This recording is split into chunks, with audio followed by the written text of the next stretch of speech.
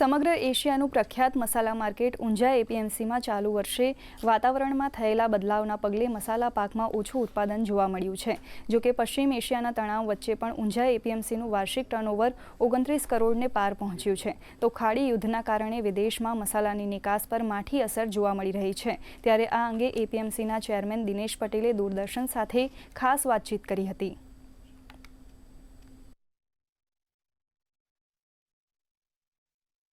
APMC Unjha ये समग्र विश्व में प्रसिद्ध मसाला मार्केट है।